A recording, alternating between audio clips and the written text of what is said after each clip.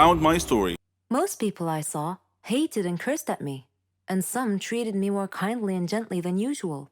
It was very confusing, to be honest. I didn't know the reason for people's animosity towards me, but I thought perhaps it had something to do with my mother. Before telling my story, let me introduce myself. My name is Maria. I lived in a poor neighborhood fraught with drugs and death. People who lived there were mostly losers. Growing up, people have always looked at me with disdain, for no good reason. People ostracized me.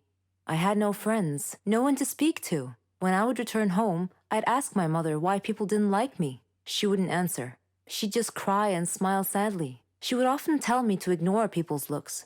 But how can I ignore the looks of everyone around me? It was the biggest mystery in my life. I didn't know if my father was alive or not. The only thing I knew about my father was how he looked, from a picture on our wall. And if I asked about him, my mother would only tell me that he traveled, and he never came back, that she didn't know anything about him, almost as if he were dead. But I suspected that she wasn't telling me the whole truth, and I thought people in our neighborhood knew something I didn't. Perhaps that was the reason they hated me so much. Aside from this problem, I was a clever girl at school. I dreamed of having a good position in life to make my mother proud of me. One day, as I was returning home from school, I felt that someone was following me. I turned around once, but saw no one. The second time I turned around, I saw a man. He was wearing a mask. I was afraid, and I ran home to my mother. She was worried, and she just hugged me. It happened a lot after that. It seemed like everywhere I went, that man just happened to be there. I spent a lot of time thinking about it, who that man could be. Eventually, I graduated and got a job with a well-known company. We left our poor neighborhood and rented a flat in a good area. I had almost forgotten about the mystery man who used to follow me often. Then, one day, a poor man came into my office. He handed me an envelope. Smiling, he told me to say hello to Isabella, then disappeared, leaving me with even more questions. Who was he, and how did he know my mother? I returned home, told her about this man, and showed her the envelope. She looked worried and asked me to quickly open it for her. When I did, I found something unexpected. One old photo of him, and a recent one. I didn't know it then, but that man was my father, and all I did was walk away. I curiously began reading the letter. It said, "Dear Maria, I am sorry for everything. Sorry for the suffering I caused you and your mother. Sorry for not being there with you as you grew up. I hope that you can both forgive me. Please tell Isabella that I never forgot about her, or you. I love you two so much." I looked at my mother. She was holding the photographs and crying quietly. So the mystery man who had often followed me home had actually been my father, watching me from afar. I asked my mother, "Why did you hide the truth from me? Why didn't you tell me where my father was all these years?" She replied, "I was afraid to shock you with the news that your father was in prison for killing someone." And I gasped, "Killing someone?" I usually host a slumber party once a month, so my girlfriends already know the drill. They bring their jammies, blankets, nail polish, hair products, lots of snacks, candies, and chocolates, but this time, Lucy brought wine. She had to sneak the wine in my house because my mom is kind of strict when it comes to drinking. My dad is almost never home. My mom sleeps really early, so we kinda had the house all to ourselves. We put on onesies, random dresses, and some costumes. My favorite is the Cinderella dress, and I still like wearing it even if I'm 17 now. We're all 17. I have three best friends, Lucy, Ashley, and Sheila. We have lots of fun and lots of secrets together. Sometimes I wish time would stop so we can always have each other.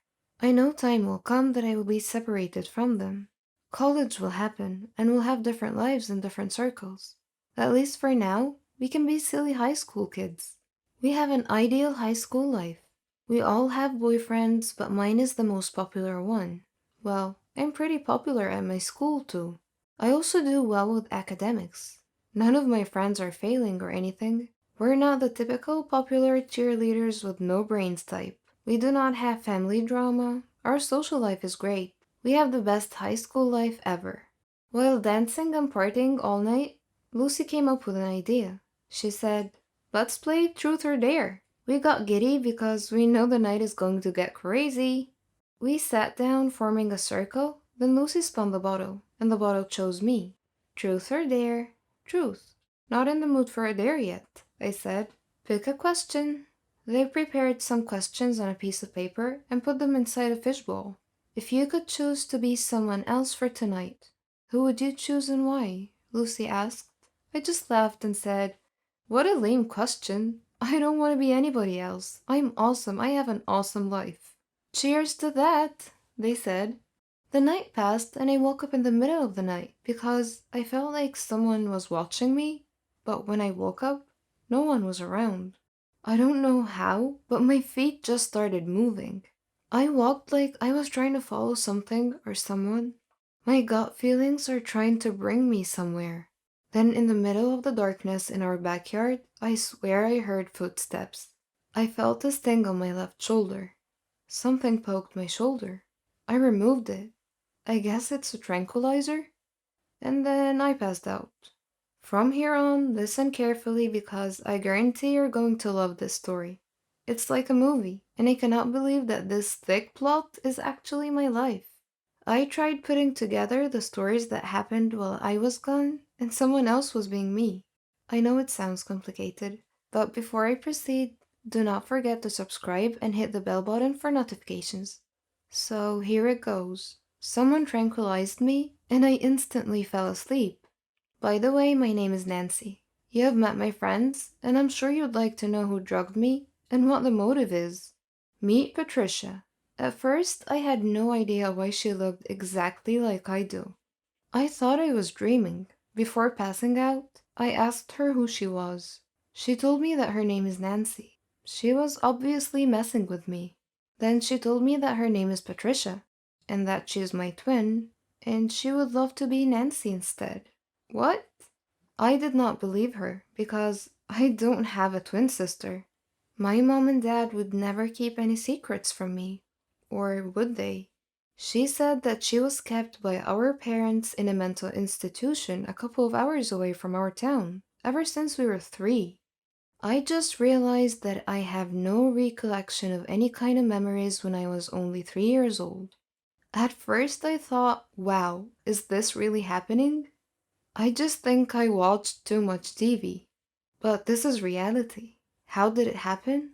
Let me tell you how it happened. Well, at first, she tranquilized me while I was asleep. I think she had other people with her who dragged me into a pickup, covered my mouth, tied me up, and blindfolded me. And then they brought me into a dark basement, I think. I'm not sure, because when I woke up, everything was just a blur. I only saw her face. I thought I was looking in the mirror. She told me everything that I needed to know. Well, her version of the story.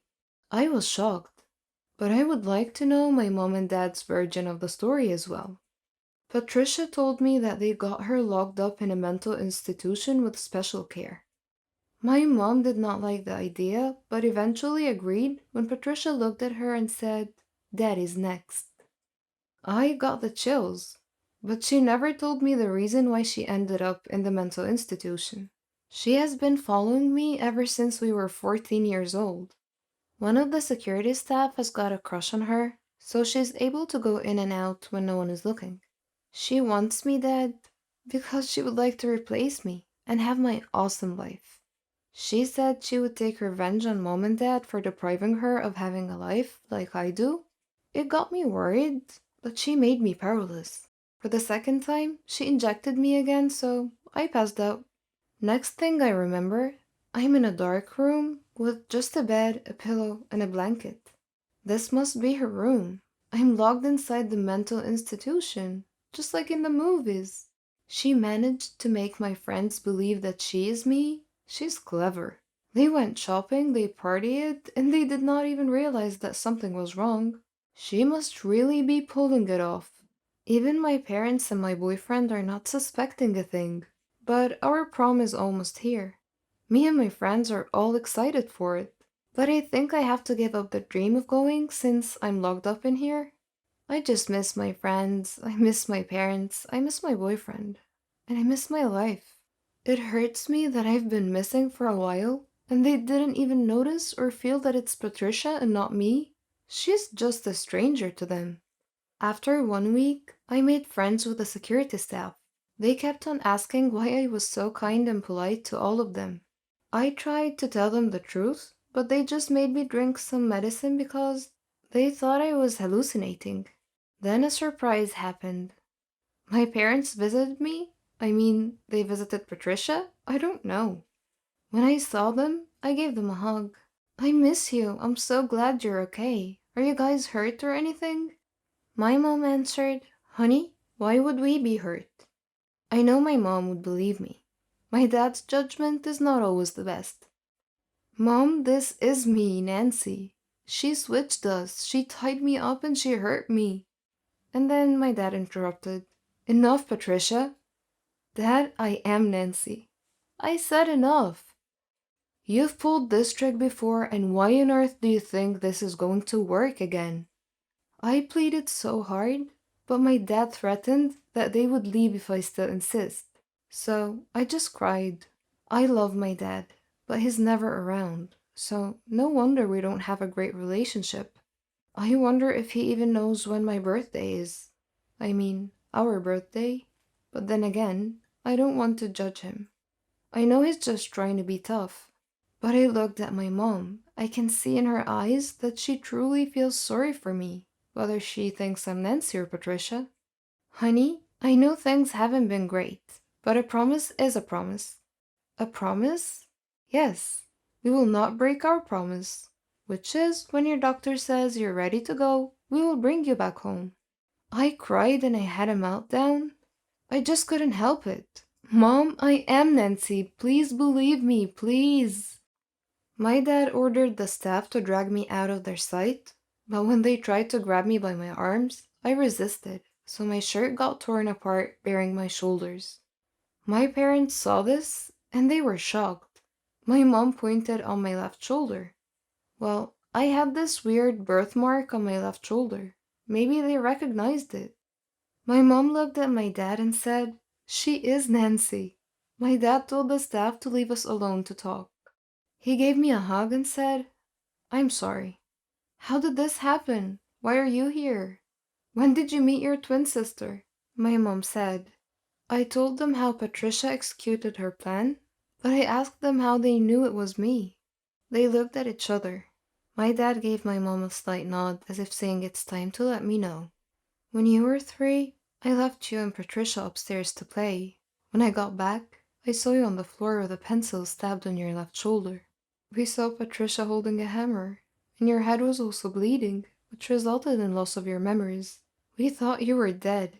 My mom did not finish the story. She started crying while leaning on my dad's chest.